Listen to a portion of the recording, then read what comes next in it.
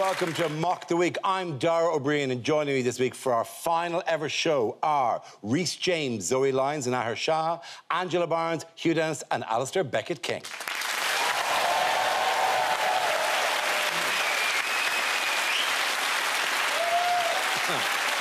We start tonight with a round called Picture of the Week. I show the panel a topical image and ask them to tell me what's happening. So, teams, what's going on here? So, where do you see yourself in 5 minutes? Where are they all? Well, Liz, I think they're at your leaving party. Sorry, I apologise. We've had...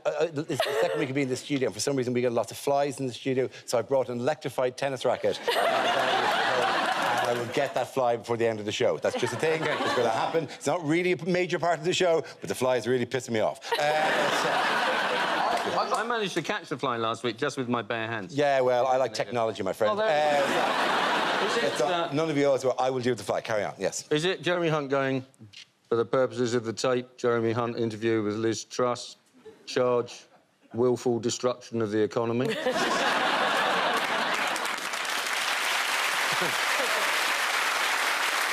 it the annual meeting of the Liz Truss and Jeremy Hunt fan club? He's going, oh, no. Who's done this budget for you, love? Is she going, I want you to undo everything? And he's going, I'm not sure that's appropriate. It's very clear from this photo that fundamentally it's curtains for the pair of them.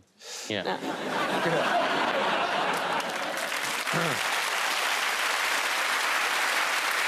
He's saying, I'm going nowhere. I've glued both of my fingers to the table.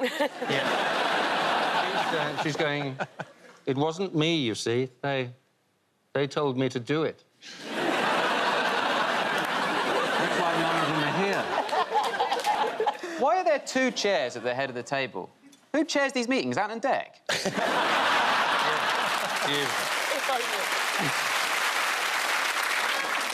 This is actually a preview from the near future where the Tories only have 2 seats.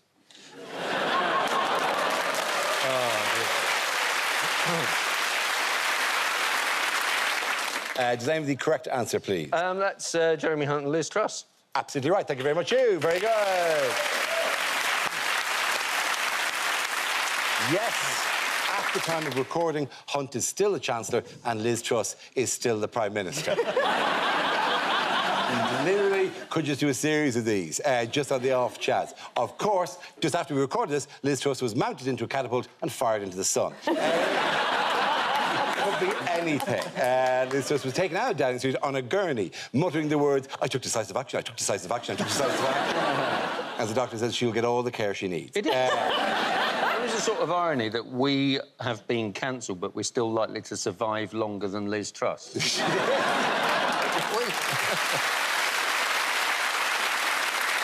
She's got a very unfortunate manner about her, hasn't she? Liz Truss looks like a woman who failed an audition for the next season of Handmaid's Tale for being just too freaky looking. I've got to say, what we're doing right now is just like a perfect allegory for the Tories, isn't it? We're all just sat around in fancy clothes, continuing to talk about current affairs as if we don't know this is all over.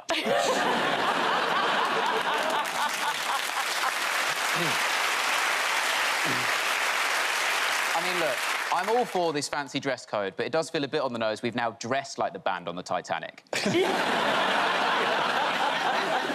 was an honour to play with you, Rhys. The pound is a symbol of British financial stability, isn't it? So if King Charles's picture is on the new ones, he's going to be going... The difficulty I have with this story is that it's about the economy, and for me, the economy is like a family pet with an erection. It's unpleasant, but difficult to ignore. It's interesting, if you go to the Exchequer now, there's a little booth and you pick a number and it goes, Chancellor number 5. What I don't get about the Kwasi thing is so he was summoned back from a meeting in America, he was talking to, like, the IMF, and I read that he didn't know why he was being recalled to the UK, which is weird, because I knew.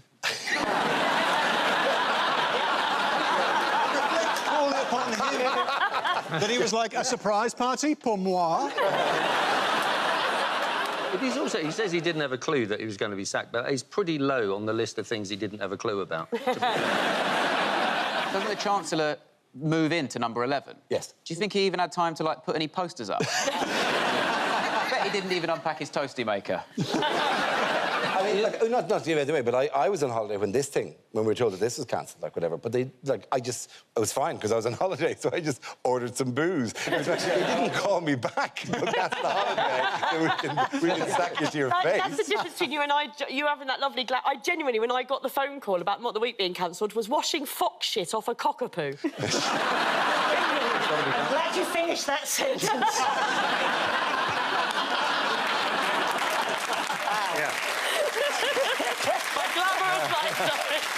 Quasi thought, he probably thought he was all for the free market, but now he's wondering if he should have introduced legislation making it more difficult to sack people. Do you think that's possible?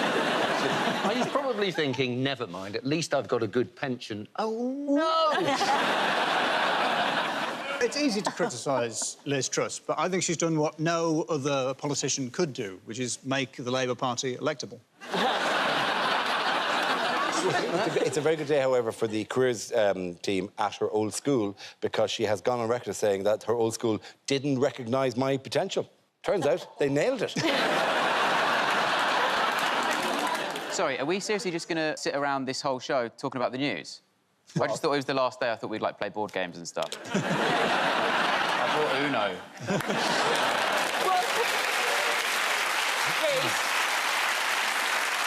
Exactly the same thought, but I was just a bit smarter. I bought the Would I Lie to You game to get some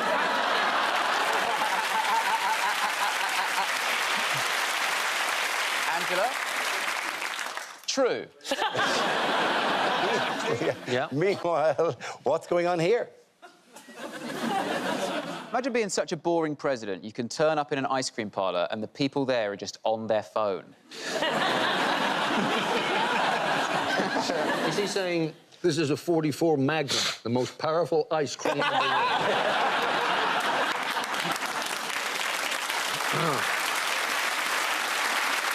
I'll tell you something, I've seen my granddad eat an ice cream and that is not enough napkins. I think he's just saying, hey, this guy called Quasi gave me his ice cream and said he needed to run to the airport. I bet he's ordering all, like, 1950s desserts. Going, give me your best buttercream sundae pie with extra fruit pips, please. Or he's going, who wants a lick of Grandpappy's ice cream? There's something weird about eating an ice cream in a tie, isn't there? It's a bit like going to a soft play in your work shoes. Doing a panel show in a tux. Yeah.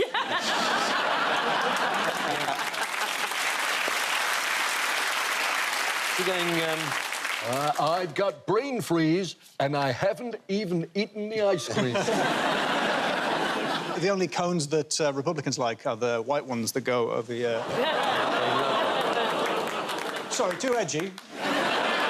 This is why we were cancelled, Alasdair. God damn it. You can't lose the racists. I'm sorry, I'd like to apologise to the Ku Klux Klan for any offence in my previous... Has to be Alasdair, of all the people on the panel, you'd be the one who'd be least successful as a Ku Klux Klan member, because your hair would come out the bottom of your coat. Dara, do we really think that he'd be the least successful Ku Klux Klan?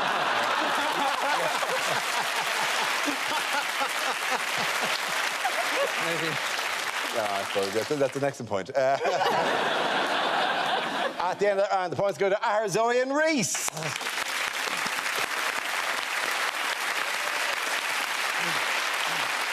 Now we play a round called Wheel of News, because that's what it's always been called. It's always been called Wheel of News. You must be misremembering another name.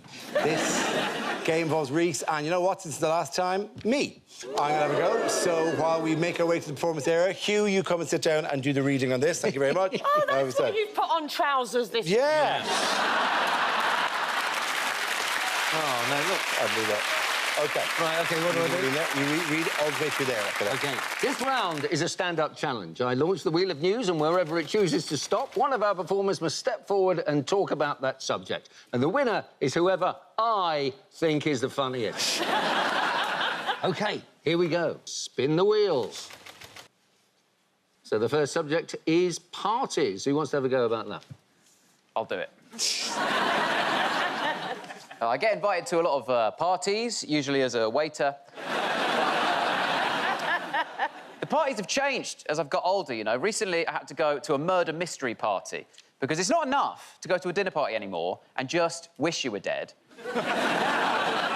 It's always the same, the way you get invited to this stuff. It's always, come round to my house, I'm having a dinner party, yeah. It's not always hosted by Tom Allen, but quite often. Come along! I'm having a dinner party, that's right. But not just any dinner party, a dinner party set in 1956. Oh, there's a dress code, and the dress code is inconvenient. You've all got to be in character all night. That's how a murder mystery works. You're all in character all night, right? And the characters of this thing are impossibly international. Right, the representation on display is... I went to this one, there was like a Swiss diplomat character, there was a German scientist, a British naval officer. One of the characters was Chinese. None of the guests were Chinese. That's a real test of acting range and moral acceptability. As Sharon from St. Albans attempts to spend her evening as Emperor Yang. I mean, she nailed it, but it was not OK. I got my character. My character was needlessly French. His name was Jacques Philippe. And Jacques Philippe was a struggling French journalist in need of a big story to save his career, right? But I was mingling. I was in character. I was like, OK, I'll go around. I'll be Jacques Philippe. I was there like, bonjour, bonjour, je m'appelle Jacques Philippe. Je suis un struggling French journaliste in need of a grand story to save ma career. Because a French GCSE will only get you so far. As soon as I saw his name, I was like, oh, I hope this guy likes going swimming with his dad, or I'm screwed. OK,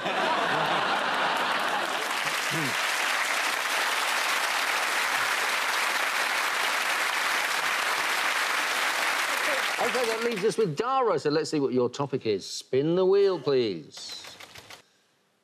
OK.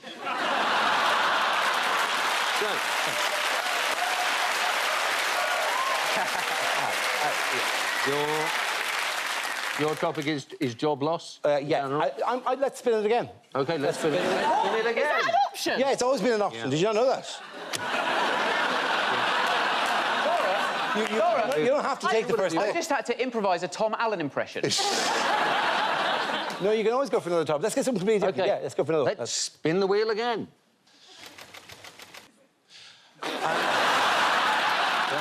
This is, I think on here, it's seeking new employment. Is that all right? Just one more. Just go for one more, and we'll see if it's something more... Leave it with me. OK. Spin it once more.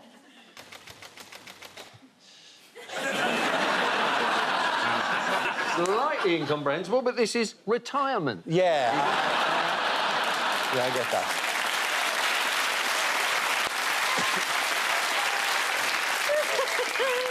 Yeah, I'm not ready to be retired, for many reasons, not least because I am no use around the house. The one thing I've insisted on the house is that, like, I'd like the house to be quite automated, and I have done that, like, with Alexa, for example. Got Alexa to the house. Not because I felt it would automate the house, but also because I felt it'd kind of be sexy. It'd kind of be a cool thing to do. You'd arrive home after an evening out with your lady, and Alexa would be there, and you'd go, Alexa, play some Prince.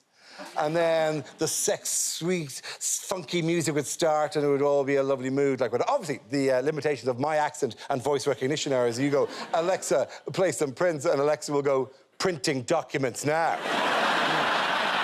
And then you have to bang to the incessant rhythm of the printer. And that is incredibly difficult to maintain.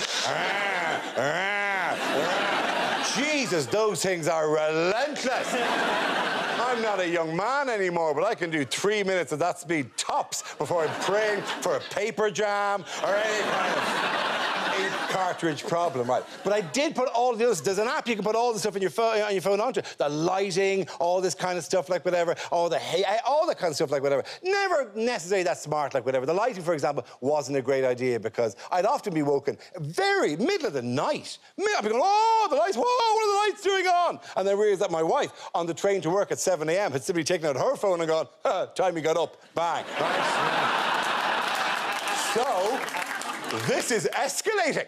Onto the same app, I've now put heating and air conditioning. So at will, I can plunge individual rooms into cold and dark, and then use Spotify to play children singing nursery rhymes.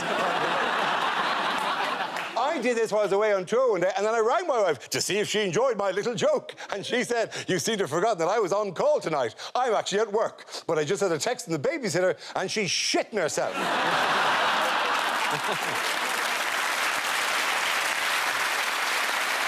done.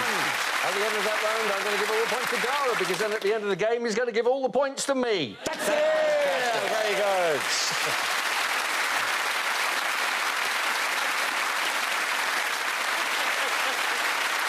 Our next round is called, if this is the answer, what is the question? On the board are 6 categories. Zoe, which category would you like?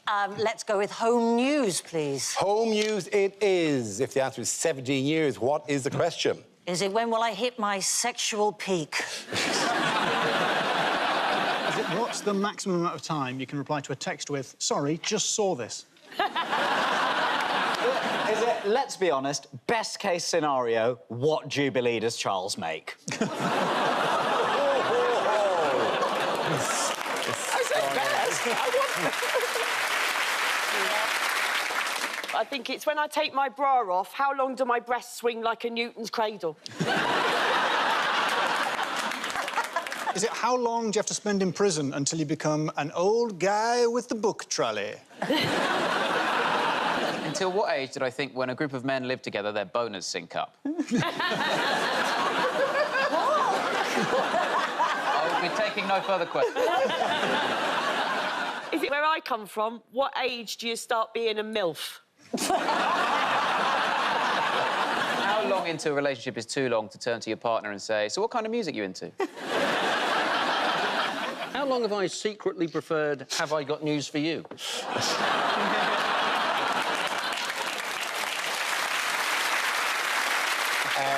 So, does anyone have any... yes. Yeah, the real answer. Yes? How long is it since you had hope in your eyes? Also known as... How long has it been since we started Mock the Week? Absolutely right. Thank you very much. Cheers. You're very good.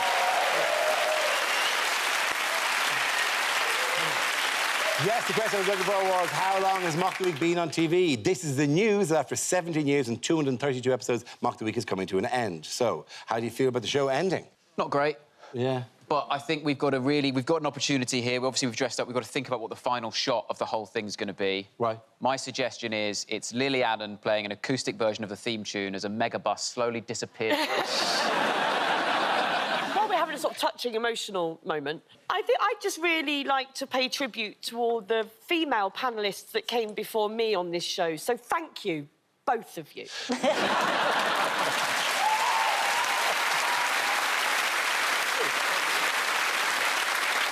Hugh, you have done all 232 I have, yeah. episodes. Look, I don't want to be sentimental about this, like whatever, Yeah. but we have got you a little gift. You're not a sentimental man, are you? No, I'm not. But we got you this. It's a commemorative plate, and it just says... Well done for doing Mock of the Week.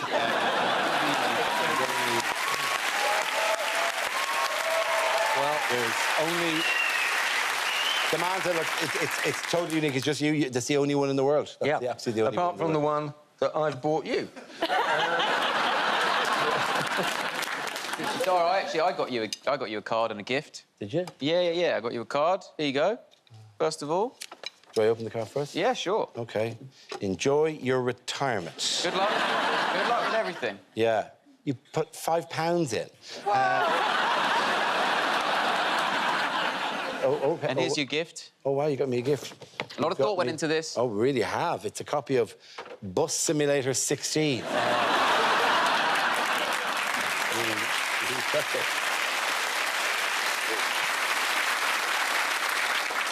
This was my first proper telly job that I got, my first proper bit on telly. And sort of gauging the way the evolution of television goes for women my age. After this, it'll be Loose Women, Rip Off Britain, Death. So this has been...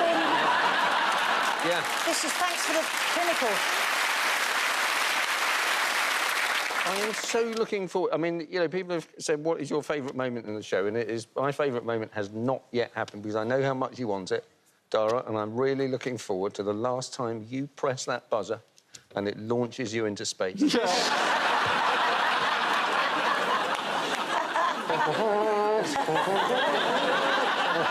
That'd be an amazing scenes we'd like to see. I was there go... slowly... Yes. Is there any way we keep the show on the air? There is a petition. Have you heard about the petition? I think we could save it if we just ended on a cliffhanger. That's how you get the petitions to get loads of signatures. People want to know the closure of the cliffhanger. So if we just literally get to the end where you're like, that's it for Mock the Week, goodbye, then I'm like, Dara, I'm your son. Blackout. Safe. OK, and here is the final story we will ever do on Mock the Week, so we had to pick a really, obviously, a really important one. So, you know, why are some new iPhones making unwanted emergency calls? Oh, it's because they've... On roller coasters in the States, they've detected movement and have sent out like an SOS alarm to iPhone services or whatever. Yeah. So if you go to, you know, Alton Towers or whatever, it will keep sending emergency calls to your family, going, he's on Alton Towers again. Some behaviours will set it off. Vigorous sex, for example, depending on the type of vigorous sex you do. Roller coasters, sex on a roller coaster, particularly dangerous. And it's Apple Watches as well, isn't it? Yeah. So don't let teenage boys wear one, for Christ's sake. Yeah. Also, if... Dara, do you always have your phone when you're having violent sex, Dara? Well, firstly, I said vigorous sex, which is very different to violent sex. I don't want to go down whatever dark route you are going here, my friend. But, vigorous just means energetic and happy, like whatever. Your grim darkness. I don't need that in my mind, and that's it. That's it. All I'll be thinking of you going, have a bit of this. Have a bit of this. That's the phrase I associate with you. Where do you keep your phone when you're having vigorous sex? Yeah. Just betwixt your buttocks. You say you don't do violent sex, but you own an electrified tennis racket. Yeah, but I don't use it in sex. I mean, it's just... You must have given it a go. Yeah. It's electrified! It's electrified! I'm electrifying my tongue! It was meant to be sexy, and now it's just me electrifying myself! I don't know about you, but I'm turned on. Yeah. That's the end of that round. The points go to Ahir, Zoe and Rhys.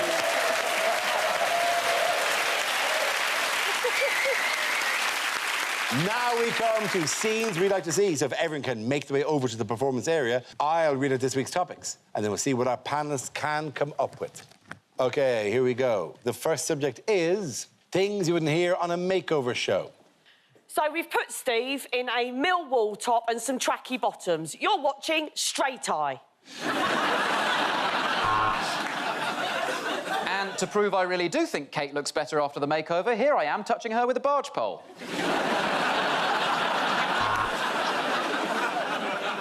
Well, Sophie specified she wanted 38D, so we have replaced her smaller boobs with an aeroplane seat.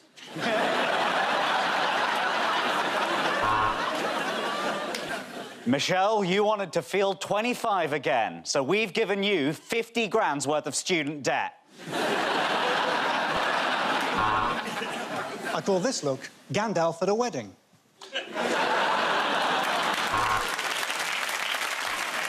Well, with a new look and a much-changed face, Alison will be furious we've made this documentary about her witness protection programme. We're going to make Steve look good naked by getting his partner Debbie hammered. When Sarah approached us, she said she wanted a little more male attention, so we've made her tweet something slightly incorrect about Doctor Who.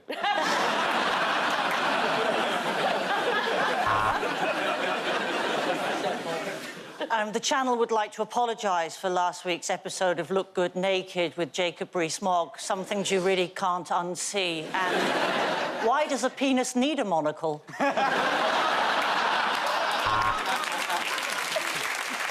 Well, you said you wanted something figure-hugging. This is our producer, Phil. Nothing ages you faster than stress. So you've got 30 minutes to change your life. Go, go, do it now! Debbie really does now look like a vibrant 45-year-old. Unfortunately, she's 22. Well, I think we've all agreed you look much better without glasses, and that's why we've all taken ours off.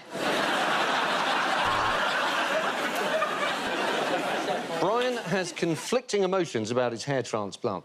On the one hand, he loves his new short, curly, dark hair. On the other, he's missing his pubes. Joining me to discuss his incredible weight loss journey is Kwasi. Now, Kwasi, I hear you lost 65 billion pounds in a week?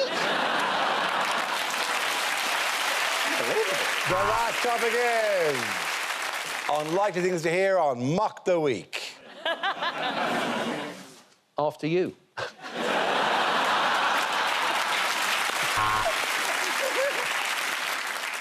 Welcome to Series 22.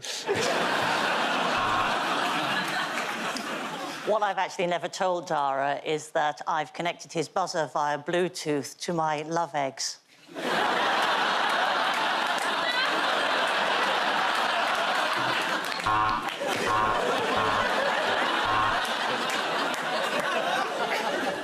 Well, now it's time for the final scores. In second place, it's Angela with 12. And in first place, it's Hugh with 48 billion and 6. Let's spin the wheel. And the next topic is criticism of Islam. Who wants to come in on that?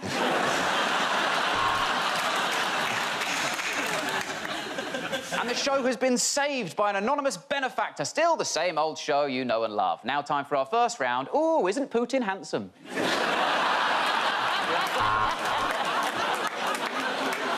After 17 years, the greatest will they, won't they in British television history comes to an end, as Hugh and Dara finally fuck.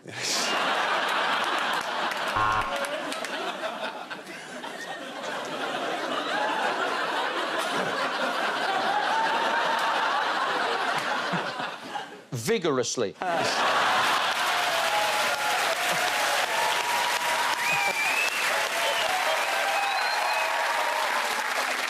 Some say this show is scripted and rehearsed, but as a British Asian man... Sorry, that's your one. Sorry.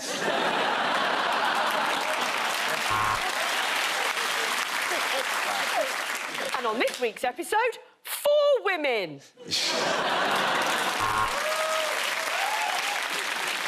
Well, that's it for Mock the Week. As is tradition with BBC execs, once something gets to 17 years old, they're no longer interested.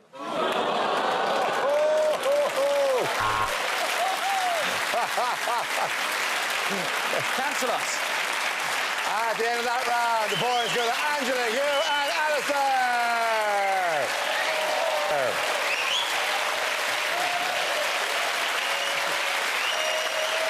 And that's the end of the show.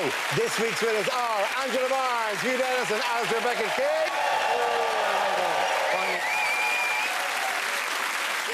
Commiserations to Rhys James, Zoe Lyons and Ahir Shah. And normally we just finish there, but this is the last episode, so, well, I say it's the last episode. Over the next 2 weeks, we'll be showing compilations, a history of Mock the Week, going back to the very, very start and coming all the way up to where we're at. That'll be over the next 2 weeks at the same time. We've been on for the last 17 years. We've done 232 episodes featuring 131 comedians. We've seen out 6 prime ministers, 4 US presidents, 7 England football managers, and 2 archbishops of Canterbury. That wasn't a big deal. Can I say that I have prepared a little speech? Because I get quite... Do you mind if I... Oh, by all means, yes. Just a little speech. Goodbye. Literally, yeah. It has been an absolute blast to do it, however, and we also leave with the quiet pride of knowing that in the years that we've been on, we have now left the country in a far more stable, prosperous and happy situation than it was when we started, and we'll always have that. We're not a very sentimental, very mawkish show, so we're just going to say on behalf of the production team, on behalf of myself and all the comedians here, it's been an absolute joy to talk to you and an honour. I'm Dara Briain. Good night.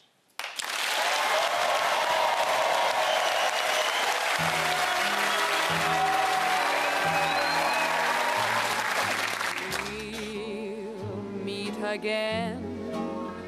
Don't know where, don't know when, but I know we'll meet again some sunny day.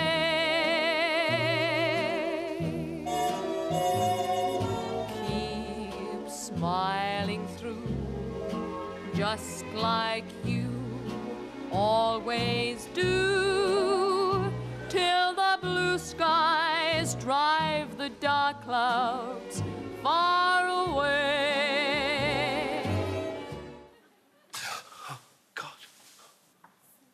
God, I just had a terrible dream. I was hosting a topical panel show for 17 years. It went on and on and on. Honey, honey, honey.